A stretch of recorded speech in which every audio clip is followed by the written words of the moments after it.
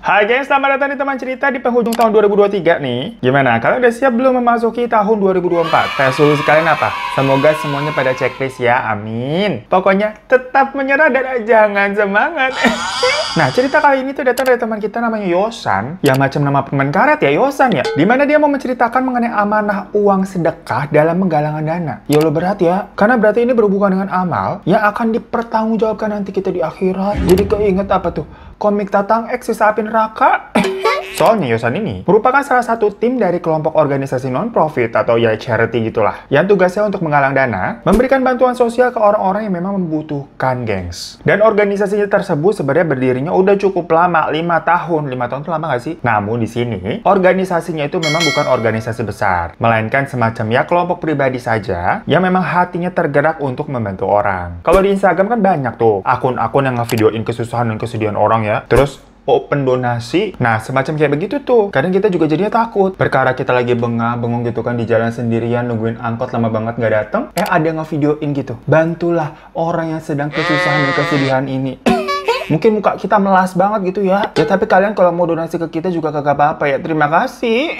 Jadi di dalam kelompok itu tuh terdiri dari 5 orang yang diketuai oleh Pak Haris namanya. Karena dia yang memang awalnya inisiatif, lewat akun sosial medianya tuh diperuntukkan untuk membagikan info-info open donasi dari berbagai orang yang telah dia temui. Dimana dia juga jadinya terkenal sebagai orang baik yang dermawan, yang suka membantu sesama. Biasanya komen-komennya tuh, panjang umur ya orang baik, mahkotamu lagi transit di Cakung DC.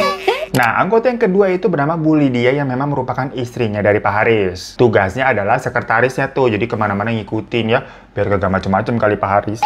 Dan yang ketiga ada si Yosan nih yang ngirim cerita, di mana dia adalah orang lapangan yang membantu Pak Haris ketika menyalurkan bantuan dan langsung meninjau nih ke tempat orang tersebut. Keempat ada Desi namanya selaku bendahara yang memegang semua keuangannya. Dan kelima ada Bagas, dia itu admin sosial media, sekaligus yang mendokumentasikan tuh foto-foto dan video-video. Nah, pekerjaan utama dari Pak Haris sendiri itu sebenarnya adalah supplier kayu jati dan kayu mahoni dari Kalimantan, gengs. Dia tuh di Kalimantan sana katanya punya hutan jati sama hutan mahoni sebesar 4 hektar. Luas banget sama orang kaya. Dan Yosan sendiri itu awalnya memang kerja dengan Pak Haris. Tapi dia diajak untuk masuk ke dalam tim charity ini, yang jatuhnya ya dia tetap digaji. Hitung-hitung kan buat si Yosan sendiri ini amal jariah ya buat hidupnya dia ya dapat pahala. Nah buat kalian yang nanya kok digaji sih? Itu kan katanya organisasi non-profit. Emang dari mana terus duitnya buat gaji si Yosan? Nah walaupun judulnya organisasi non-profit, tapi katanya donasi dari orang-orang itu memang ada bagian nih untuk biaya operasionalnya. Nah gajinya Yosan ya dari situ. Dan hal itu nggak salah ya, pokoknya nggak boleh lebih besar daripada 12,5%. Yang gue dengar sih begitu ya. Buat kalian yang paham, boleh komen di bawah. Karena kan namanya penyaluran segala macam butuh apa namanya bensin, transportasi, makan para petugas, dan lain sebagainya juga. Pokoknya di situ Yosan tugasnya nyari info dan data-data siapa aja nih yang kira-kira mau disalurkan dan dinonasikan. Ya pokoknya kriterianya beber nih orang harus lolos seleksi, orang nggak punya, butuh bantuan, karena kan nggak mau juga ya sembarangan ngasih ke orang. Soalnya gimana pun juga ini jatuhnya kan menyalurkan amanah dari orang lain.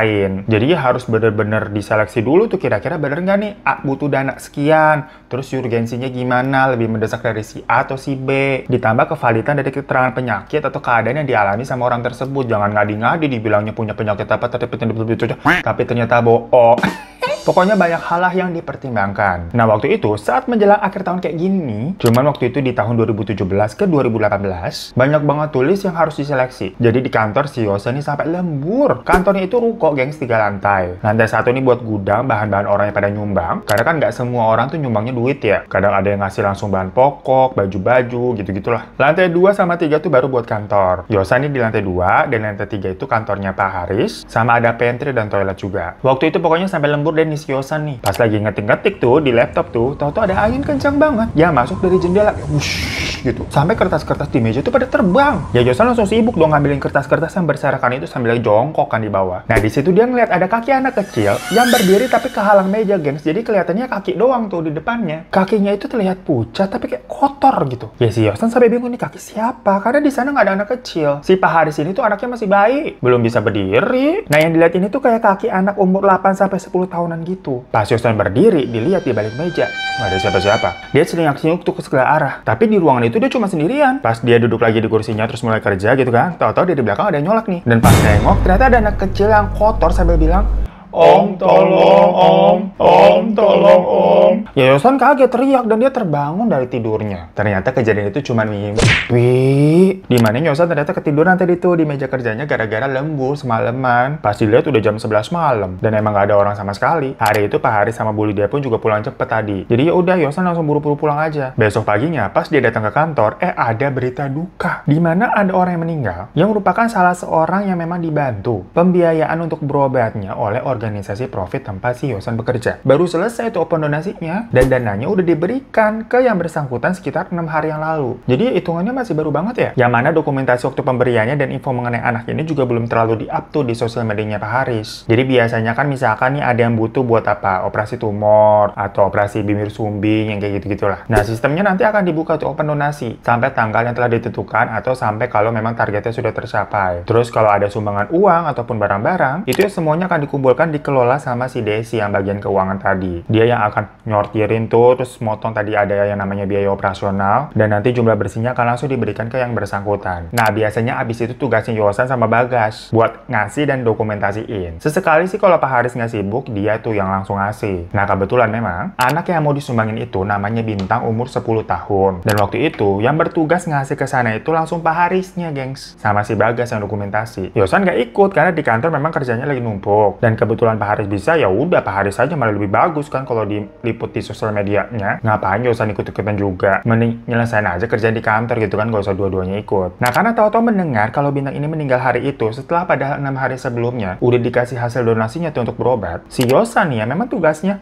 nyeleksi termasuk kumpulin data-data penyakitnya sama urgensinya juga. Untuk kapan nih sebaiknya tanggal donasinya maksimal diserahkan. Itu langsung ditanyain, lo salah data urgensi nggak? Takutnya misalkan kalau salah, yang mana seharusnya Bintang ini seharusnya segera dioperasi karena telat apa yang ngasih sumbangannya, jadi ya telat nggak bisa dioperasi gitu loh. Karena memang ternyata kemarin pas mereka ini mau ngasih hasil uang donasinya ke Bintang, itu cukup telat dari jadwal biasanya. Karena biasanya itu kan seminggu setelah tutup donasi, nah uangnya akan disalurkan. Tapi ini udah hampir 3 minggu baru bisa disalurkan ya, sebabnya macam-macam ya karena satu dan lain hal. Memang lagi pada sibuk semua. Dan menurut Yosan, walaupun telat dirasa-rasa kayaknya masih aman-aman aja harusnya. Ya akhirnya semua itu dianggap ya, soalnya kan orang-orang yang memang mereka bantu, itu kebanyakan yang punya penyakit-penyakit tertentu. Makanya kan membutuhkan donasi karena nggak punya biaya. Jadi kalau mungkin tahu-tahu memang meninggal gitu, sebenarnya ya mungkin memang sudah takdir yang di atas. Jadi Yosan pada saat itu biasa aja. Karena sebelum-sebelumnya sudah pernah ada juga kejadian kayak gini. Ya mereka kan niatnya pokoknya membantu sebisanya lah ya. Walau kadang ya jadinya kepikiran juga. Hari itu lagi-lagi Yosan kerja sampai malam. Nah karena dia lapar, dia bikin Indomie tuh. Di lantai 3 kan ada pantry. Nah pas sudah bikin selesai, dia bawa tuh ke lantai 2 ke mejanya. Nah tapi pas dia turun, dia tuh ngeliat ada jejak kaki orang, gengs. Jadi lantainya itu kan memang kayak lantai berdebu ya, kotor gitu lah, gengs. Kayak lantai-lantai ngeras belum disapu. Udah biasa kayak gitu kata si Yosan sih. Nah makanya di kantor pun si Yosan kan pakai sepatu nih. Tapi jejak kaki orang itu tuh kayak jejak kaki biasa aja, gengs, bukannya kayak jejak sepatu atau sendal. Ada jari kakinya. Di kantor itu nggak ada yang nyeker. Semua pasti pada pakai sendal sama sepatu. Lah,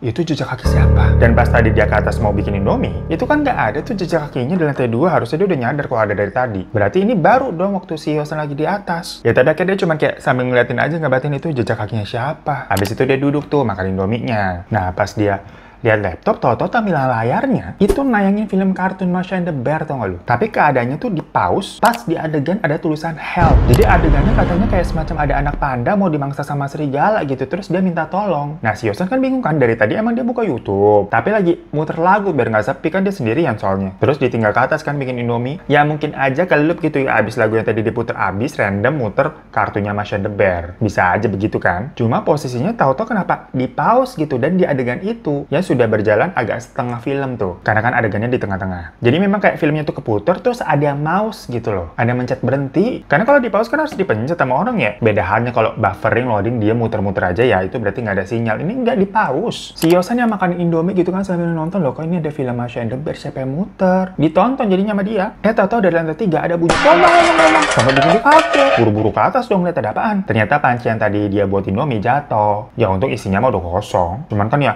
suaranya nyaring banget, bikin kaget ya. Tikus apa gimana nyenggol kali tadi lagi lewat. Udah dipastiin ini nggak ada apa-apa di lantai 3 kan. Balik lagi ke bawah ke lantai 2. Dilihat di laptopnya tuh adegan help yang tadi di pause juga, gengs. Padahal kan maksudnya tadi Yosan sempat terusin nonton ya sambil makan Indomie, keheran ini.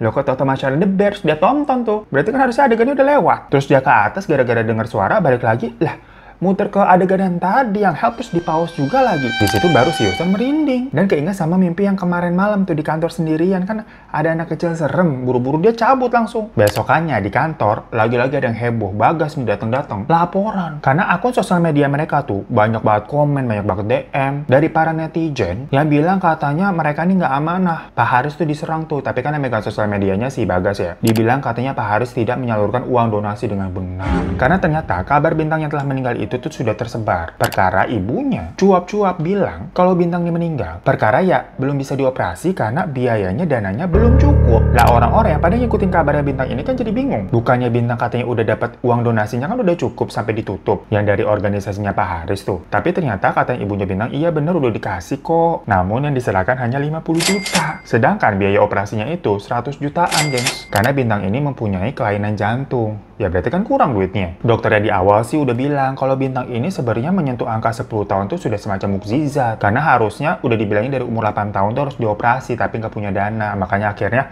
diangkat tuh kisah sedihnya itu, Yosan yang nemuin ya, terus dimasukin ke dalam daftar open donasi. Nah, setahu netizen, mereka kan taunya dari infonya ini uang donasinya sudah terkumpulnya 100 juta. Karena targetnya emang segitu. Pas udah sampai target ya otomatis ditutup karena udah sampai nih buat operasi nih. Tapi kok ternyata dikasih cuma 50 juta doang lah, setengahnya 50 jutanya lagi kemana? Pak Haris yang tahu gitu, langsung ngadain rapat buat membahas hal ini karena heboh dia dihujat. Orang-orang nih para netizen ya mempertanyakan nih, Pak Haris gimana sih nggak amanah? Ya Pak Haris tentunya mau lihat dong pencatatan datanya Bintang nih gimana nih. Cuman kebetulan si Desi yang megang keuangannya itu lagi keluar kota, pulang kampung karena kan mau Natalan sama tahun baru sekalian tuh bablas. Masalahnya semua catatan keuangan tiap-tiap donasi itu dipegang semuanya sama dia. Ya Desi kan nggak tahu ya kalau masalah ini ternyata bisa mencuat segitu hebohnya. Dia udah pulang kampung duluan. Akhirnya mereka teleponan aja tuh. Dan di telepon si Desi tuh bilang kalau semua udah sesuai SOP kok Pak. Yang diserahkan itu memang tidak 100 juta, melainkan sekitar 87 jutaan. Karena kan dipotong tuh sebesar kurang lebih 12,5%, ya berarti 12 juta sekian lah buat biaya operasional. Ya berarti yang harusnya diterima sama ibunya Bintang sekitar 80 jutaan itu kan. Tapi kenapa sih ibunya itu bilang hanya 50 juta? Dan kalau dilihat dari dokumentasinya si Bagas, ya ada gitu, tapi kan uangnya nggak nampak ada di dalam amplop. Yang kelihatan cuma kayak papan tulisan donasi telah disalurkan buat simbolik doang. Dan memang di captionnya tulisannya donasinya adalah 100 juta. Dan waktu itu yang nyerahin langsung ke sana kan Pak Haris. Yang dikasih amplop langsung sama si Desi gitu kan. Ya Pak Haris nggak ngitung-ngitung lagi uang sebanyak itu, udah percaya aja. Biasa kan gitu habisnya. Dan dipegang ya banyak-banyak aja. Jadi Pak Haris juga nggak tahu itu isinya berapa sebenarnya. Yang penting kan gede kayak segepok gitu ya. Jadi bingung nih siapa yang benar nih. Kalau Yosan sama Bagas ya lebih nggak tahu lagi, jawab dasar bukan itu. Tapi Pak Haris justru kayak gelisah gitu. Aduh, gimana nih saya diserang sama netizen nih. Ya komen-komen netizen kan suka bikin pusing ya. Akhirnya mereka memutuskan untuk menunggu Desi aja buat balik di tahun depan. Tapi ya nggak tahun depan yang gimana ya. Mereka kan heboh-heboh itu di tanggal 29 Desember. Nah, Desi ini balik ngantor di tanggal 2 Januari. Jadi cuma beberapa hari lagi. Dan waktu itu juga Pak Haris sudah balas-balasin komen nih kalau semuanya sebenarnya sesuai amanah. Dan pihaknya sedang melakukan investigasi. Jadi dari klarifikasi Pak Haris itu menggiring opini jadi ada dua kubu nih. Yang satu memang percaya kepada Pak Haris, dan satu lagi berarti kayak jangan-jangan ibunya si Bintang nih yang bohong. Karena ibunya Bintangnya juga agak rada-rada, gengs. Ya namanya netizen kan ada aja ya. Ada yang simpatik ada, tapi ya tetep tuh ada aja yang julid. Dibilang kalau ibunya Bintang itu terlalu menjual kisah sedih anaknya. Soalnya selain Pak Haris nih, sebetulnya banyak juga yang bantuin kayak donatur-donatur lain. Cuma kok si Bintang ini nggak dioperasi-operasi. Apalagi kalau benar nih dana operasi dari Pak Haris tuh udah diberikan semua, wah jangan-jangan ditilep nih sama ibunya Bintang. Karena kan kalau menurut Pak Haris ya, semua uang donasinya udah didonasikan. Tapi kalau menurut ibunya Bintang enggak, setengahnya doang. Nah sementara itu, waktu Pak Haris mau pulang tuh sore-sore udah nunggu di mobil dia. Tahu-tahu Bu Lydia tuh turun dari tangga jatuh. Ya langsung semua pada nolongin lah. Bu Lydia itu bilang kalau pas dia turun tangga tuh dia merasa di belakangnya tuh ada yang ngikutin. Dan pas dia nengok bener aja tuh ada anak kecil yang persis di belakangnya dia kayak nempel. Ya karena dia ngeliatnya ke belakang nggak fokus sama anak tangga di depannya jadi jatuh. Pokoknya Bu Lydia ini dipapah ke dalam mobil, dimana dia sangat merasa kesakitan. Gimana sih jatuh dari tangga kakinya keplitek? Yang tadinya mau pulang jadinya Pak Haris tuh bawa ke tukang urut. Setelah Pak Haris sama Bu Lydia udah pergi, si Yosan itu nyeduh kopi tuh di lantai 3. Di sana masih ada Bagas juga, jadi tinggal berduaan tuh di kantor. Tapi kan Bagas di lantai 2 tuh di meja kerjanya ya. Dari atas nih Yosan di lantai 3 ngedenger kayak ada suara anak kecil tuh ketawa-ketawa di bawah. Kirain Yosan itu si Bagas lagi video call sama anaknya. Tapi pas Yosan ke bawah, si Bagas lagi serius tuh di depan komputer gitu kan, sibuk milih-milih fotonya Bintang terus diedit pakai ilustrasi tulisan gitu kan, turut berduka cita buat nanti di post tuh kayaknya. Lah Yosan nanya, tadi lo habis teleponan sama anak lo? Enggak, emang kenapa? Si Bagas jawabnya masih serius tuh ngedit. Dengar begitu kan Yosan bingung, terus tadi suara siapa? Nah bangku mereka kan punggung-punggungan gitu gengs, jadi Yosan ngadap sana, si Bagas ngadapnya sana. Baru mulai kerja tuh Yosan tuh, tahu tuh dia ngeliat si Bagas baru naik dari lantai 1. Loh kok itu Bagas? Terus yang di belakang siapa? Nggak ada, hilang. Tapi di layar komputernya masih memperlihatkan editan foto Bintang tuh, turut berduka cita. Dan si Bagas yang baru naik dari lantai 1 langsung duduk aja gitu, terus kayak nggak ada apa-apa ngelanjutin editannya lagi. Loh, dari mana lo? Nyari sinyal tadi teleponan sama anak gue di bawah. Ya di situ Yosan langsung merinding. Dia mau bilang ke Bagas tapi nggak tahu gimana cara bilangnya. Apakah yang dilihatnya tadi itu penampakan apa gimana? Yosan bingung ya. Pas Bagas sudah selesai ngedit, terus di post tuh hasil foto editannya tadi di sosmed, dia langsung mau buru-buru pulang. Karena memang hari itu tuh hari terakhir mereka masuk kantor. Habis itu bakal libur tuh sampai tanggal 2. Ya si Yosan juga buru-buru ikutan mau pulang, nggak mau dia sendirian di kantor lah. Mendingan lanjut kerja aja di rumah gitu kan pikirnya. Yosan ini ngekos sendirian. Yang mana kosannya sempit banget, jadi buat kerja sebenarnya nggak enak. Enakan kerja di kantor, apalagi di kantor kan sebenarnya dia bisa bebas. Biasa juga sendirian kan, nggak ada Pak Haris. Mau ngapa-ngapain itu bisa aja, makan Indomie segala macem. Ya tapi kan belakangan ada hal-hal aneh yang membuatnya takut kalau sampai malam di sana. Jadi di situ dia buka laptop sambil duduk kan di kasur. Dari luar nih ada suara anak kecil. Yang kali ini suaranya menangis. Yosan mikir, hah? Di kosannya kan nggak ada anak kecil. Itu kosan khusus cowok yang isinya rata-rata sendiri semua lah. Kamarnya juga sepetak sendiri, sempit. Itu anak siapa nangis? Jadi cuekin aja sama Yosan gitu kan. Tapi kok ya merinding. Dia mikir itu anak orang beneran apa bukan? Suaranya nggak berhenti-berhenti yang masalahnya. Akhirnya dia ngintip tuh ke jendela tuh. Nggak ada siapa-siapa. Dilongok lagi kan keluar gitu kan. Nggak ada, sepi. Pas dia balik, di kasurnya udah ada anak. Dia lagi duduk sambil nangis. Badannya kotor banget gitu. Sampai mukanya hitam ketutupan, nggak tahu lumpur atau nggak tahu apa. Pokoknya kotor banget katanya guys. Yosan langsung keluar ngibrit ngetok pintu kamar sebelahnya. Minta tolong dia, untung dibukain. Dan sewaktu dia sama orang kamar sebelah ngecek, di kamar Yosan udah nggak ada apa-apaan. Tapi kan tadi jelas-jelas Yosan ngelihat. Dia nggak mau balik lagi ke situ tuh. Nggak mau dia tidur di kasur itu yang tadi ngeliat ada bocah lagi duduk. Akhirnya dia langsung ngambil handphone, laptop, sama tasnya keluar, ngunci pintu. Dia mau nelfon temennya nih, mau numpang nginep deh sampai tahun baru ya. Tapi pas dia buka handphonenya tuh, mau nelfon temennya, tampilan handphonenya tuh itu yang tadi dipost sama Bagas. Sosial medianya Pak Haris tuh.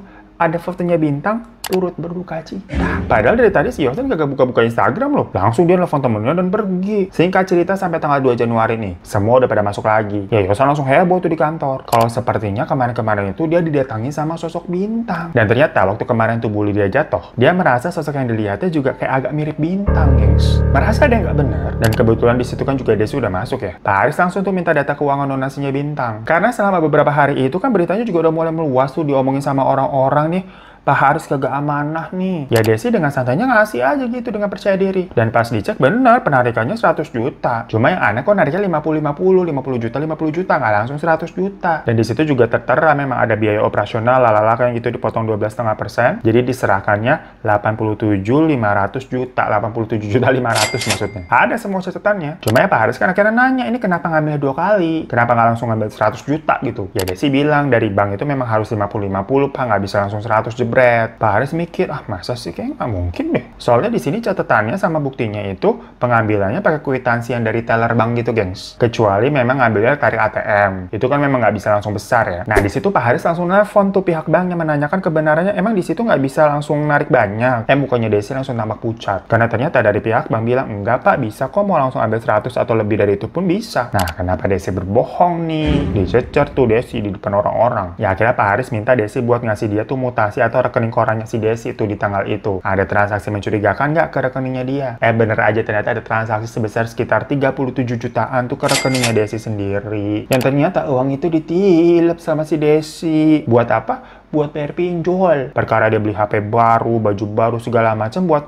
yang mau pulang kampung, mau Natalan, mau pamer kali. Biasa kalau kita lebaran gitu kan ke kampung punya handphone baru, emas, segala macem. Jadi yang dikasih ke ibunya Bima itu bener ya 50 juta doang. Sementara 37 jutanya ditilep kan emang nggak 100 juta ya, sekitar 87 juta. Sisanya tadi tuh biaya operasional. Kalau biaya operasional bener ada gitu, catatannya bener segitu. Ya, shock lah si Pak Haris. Karena ternyata memang pihaknya dia yang kagak amanah. Karena itu Pak Haris besoknya langsung datang ke rumah ibunya Bintang untuk ngasih kekurangannya pakai duit pribadinya dia. Ya soalnya nggak enak ya. Itu kan urusan amanah orang. Cuma memang hal itu tidak dimasukkan atau dipost ke sosial media. Jadi secara diem-diem aja lah. Secara kan Bintang juga udah nggak ada. Takutnya apa ya? selintingan-selintingan netizen kan serem-serem banget gitu. Kayak udah telat, orang bintangnya udah nggak ada, segala macam gitu loh. Tapi gimana pun juga sisa uangnya itu mungkin bisa bermanfaat buat apa? Biaya tahlilan, atau buat biaya keluarganya bintang. Ya pokoknya sebagai permohonan maaf sama menyampaikan amanah kan harusnya memang dikasihnya segitu. Dan diterima-terima aja tuh sama ibunya bintang. Namun di satu sisi ya jadinya netizen taunya Pak Haris ini tetap nggak amanah ya, karena kan selentingan-selentingnya itu belum diluruskan. Dia mau klarifikasi juga bingung, karena ya gimana pun juga pihak yang salah yang nggak amanah, takutnya nanti besok-besok nggak percaya lagi. Ya si Desi yang nilep ternyata. Jadi Pak Haris lebih memilih untuk diam aja lah daripada nanti semakin besar masalahnya, dia bingung. Takutnya jadi blunder gitulah. Dan setelah itu bener aja Yosan tidak mendapatkan gangguan apa-apa lagi. Karena gangguannya pindah ke Pak Haris dan Bu Lydia. Yang katanya dia tahu-tahu sering dimimpiin sama didatangi sosok bintang. Ceritanya pokoknya hampir sama dengan apa yang dialami sama Yosan kemarin-kemarin. Mulai dengar suara-suara anak kecil, sampai akhirnya dilihatin tuh sosok anak yang kayak kotor gitu ya, mirip bintang memang kelihatannya. Sampai Pak Haris mikir, loh kok ternyata ini masalahnya belum berhenti. Apakah sosok bintang ini marah kepadanya karena tidak amanah? Jadinya si bintang ini nggak bisa dioperasi. Yang jelas Pak Haris merasa apa ya? Agak stres, merasa bersalah, bingung harus apa. Ibaratnya nasi udah jadi bubur juga orang yang sudah meninggal ya, terus mau gimana? Selain dari hujatan netizen terus yang ramai itu emang juga bikin stres. Jadi ini ada dua serangan nih dari netizen sama penampakannya si bintang. Nah, tahu-tahu ada donatur yang lain pada speak up gengs akhirnya. Dengan mengaku katanya kalau mereka ini sudah pernah juga memberikan uang ke ibunya bintang. Ada yang ngasihnya 5 juta, ada yang 1 juta, ada yang 20 juta. Yang kalau di total ada kali gitu 50 juta. Yang mana di awal kan ibunya bintang berarti benar tuh nerima dari Pak Haris 50 juta. Yang mana uang tersebut kan belum cukup untuk biaya operasi, benar. Soalnya kan ditilep tuh sama si Desi kan. Nah tapi kalau ditambah sama uang dari donatur-donatur ini, yang pada diem-diem tuh ngasihnya, maksudnya emang nggak mau riak gitu, posting-posting ngasih tahu ke sosial media, kayaknya 100 juta udah kekumpul deh tuh. Tapi kenapa si bintang tetap nggak dibawa untuk operasi? Jadilah dari orang-orang tersebut nih, orang-orang di luar grupnya Pak Haris, ya jadinya volunteer aja jatuhnya, itu menyelidiki kasus ini, gengs. Tapi karena penasaran, Yoris jadi ikutan tuh. Karena kan memang dari awal, yang menseleksi dan meng-up beritanya di sosial media buat si open donasi bintang ini kan dia tuh. Jadi Yoris ya ikut merasa bertanggung jawab lah. Dan ternyata diketahui setelah bintang ini dikuburkan, nggak ada tuh yang namanya acara tahlilan, bagi-bagi yasin dan sebagainya. Ya memang kan keluarga bintang tuh kurang mampu, tapi di sini konteksnya kan uang yang udah didapat yang katanya nggak cukup buat operasi kan harusnya berarti nggak kepake. Nah seharusnya uang tersebut bisa dong dipakai buat tahlilan, buat beli buku yasin dan sebagainya, buat doain bintang ini terakhir kalinya agar lebih bahagia dan tenang. Cuman ternyata menurut tetangga sekitar, si ibunya bintang nih sama bapaknya itu malah apa? Beli motor baru, beli kulkas, mesin cuci. Maksudnya ini anaknya baru kagak ada, bukannya kayak sedih-sedihan kok malah belanja gitu-gituan. Waktu Pak Haris kesana ngasih sisa 37 juta tuh, ya dia nggak ngeh kalau barang-barang itu ternyata baru dibeli sebelumnya, kirain emang udah ada di sana. Cuma orang-orang yang akhirnya menginvestigasi ini kan akhirnya taunya dari bisik-bisik tetangga tuh. Wah, ada yang aneh nih. Akhirnya dibalik dia tuh si ibunya bintang yang dicecer. Ditanyain pengeluaran yang nggak jadi nih buat operasi, terus buat apa? Karena mungkin takut ya ibunya didatengin banyak orang. Akhirnya dia bilang kalau uang dari yang donatur nyumbang-nyumbang itu tuh yang banyak, itu sudah terpakai buat biaya hidup dan dipakai bapaknya judi. Sampai habis. Jadi ya sisanya hanya ada uang si 50 juta dari Pak Haris. Tapi kan 50 juta berarti nggak bisa buat operasi, itu benar ya. Tapi di situ ibunya bintang kayak malah nyalain Pak Haris lagi. Karena kok 50 juta habisnya, harusnya kan 100 juta. Kalau dikasih 100 juta langsung dibawa operasi tuh anak saya. Ya makanya ibunya waktu itu langsung ciut-ciut tuh, jadi sampai netizen nyerang Pak Haris. Lah ternyata agak bikin emosi juga ibunya ya. Udah dibantu orang lain nih, tapi dipakai buat kebutuhan lain dan judi. Ditambah malah protes nyalahin donasinya nggak sesuai, harusnya 100 juta. Ya emang sih salahnya Pak Haris kecolongan karena si Desi tadi. Tapi kan apa ya, uang donatur lain tuh ada yang harusnya bisa ditambahin ini dari 50 juta Pak Haris sama donatur lain yang udah bisa buat operasi. Kalau memang kepentingannya tuh buat kesembuhannya si bintang. Lah itu bapaknya udah tahu nggak punya duit, dikasih duit gitu kan buat biaya obatnya bintang, malah dipakai buat judi. Karena nggak paham ya sama pemikiran orang-orang begitu ya gengs ya. Yosan di situ juga udah kesel banget sebenarnya dengernya. Yang jelas ternyata berarti ini orang tuanya bintang juga error alias kagak benar. Ya karena hal itu sudah terungkap, akhirnya di-spill tuh cerita kalau ibunya bintang kan begini sebenarnya ya, dananya tuh dipergunakan untuk judi, untuk apa. Tahu-tahu ada pihak lain nih yang mengaku lagi kalau katanya sebenarnya dia juga sudah memberikan 100 juta buat langsung biaya operasinya bintang semenjak ibunya tadi cuap-cuap tuh yang uang donasinya kurang waktu awal dikasih 50 juta. Karena bilang belum bisa dioperasi, si orang ini yang sebenarnya adalah ulama, tapi emang nggak mau disebutin namanya ya, nggak mau ria, itu langsung nyumbang 100 juta nih buat biaya operasinya bintang sana. Tapi kok ternyata ujung-ujungnya begini, bintang tetap nggak dioperasi lah. Kemana berarti itu duit 100 juta? Setelah diselidiki lagi nih, Mungkin karena emang apa ya, orang gelap mata dari yang nggak punya duit gitu kan, mendadak tahu-tahu berarti ibunya dapat kurang lebih 200 jutaan tuh dari orang-orang. Dari Pak Haris awal 50 juta, terus uang donasi-donasi lain 50 juta, sama dari Ulamin 100 juta. Ditambah lagi tuh berarti tuh yang Pak Haris sisanya 37 juta. 230 jutaan tuh. Nah, uang-uang itu semua tetap nggak digunain kan ujung-ujungnya buat operasinya Bintang, terus buat apa? Yang ternyata mereka ini menganggap Bintang tuh semacam apa ya, kartu emas mereka buat mendapatkan uang-uang donasi tadi. Pas beritanya kesebar tuh, wah, banyak yang nyumbang nih. Nah, kalau Bintang dioperasi, jadi kan sembuh, terus berhenti deh nanti uang donasinya. Ya akhirnya udah operasi ditunda-tunda terus. Tapi kan sebenarnya si Bintang ini harus cepat untuk dioperasi ya. Kita jadi kebawa emosi, mohon maaf ya. Dokter aja bilang nih, mukjizat nih udah bisa sampai 10 tahun, udah cepet dioperasi. Dari umur 8 tahun terus udah disuruh operasi. Ya karena ditunda-tunda terus, nggak dioperasi, akhirnya ya, perkara berarti apa? Buat bahan eksploitasi. Dan menurut tetangga-tetangga sekitarnya juga itu terakhir kali Bintang terlihat kurus, kayak orang kagak dikasih makan. Jadi Bintang itu kan menderita semacam penyakit jantung bawaan, kelainan jantung gitu. Jadi perkembangannya dia memang berbeda dari anak seumurannya. Dan sepertinya juga dia memang mendapatkan nutrisi yang tidak baik, sehingga perlahan tuh ginjalnya ikut memburuk. Makanya Bintang harus cepat tuh dioperasi jantungnya agar bisa ya